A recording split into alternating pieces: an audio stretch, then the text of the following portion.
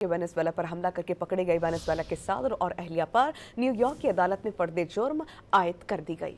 मनशियात की स्मगलिंग और दहशतगर्दी के संगीन इल्जामात आयद। मादुरो और सेलिया फ्लोरेस ने तमाम इल्जामात रद्द कर दिए।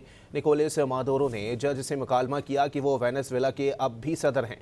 घर से पकड़कर लाया गया। जज ने बात करने से रोक दिया। वकील सफाई ने जमानत की दरखास्त दायर न करने का ऐलान किया। अदालती कार्रवाई 17 मार्च तक मुलतवी कर दी गई।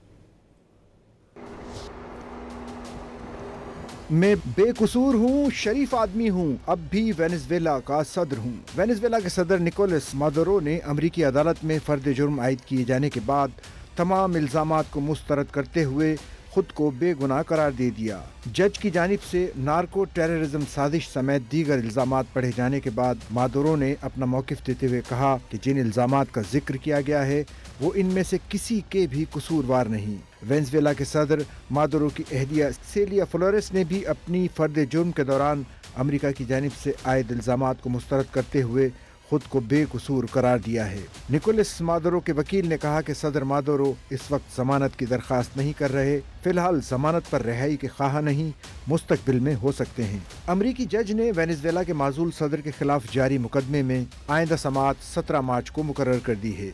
समाअत मुकम्मल होने के बाद उन्हें वापस ब्रुकलिन जेल मुंतकिल कर दिया गया। इससे कबल निकोलस मादुरो और उनकी अहलिया को न्यूयॉर्क की ब्रुकलिन जेल से सख्त सिक्योरिटी में हेलीकॉप्टर के जरिए अदालत लाया गया।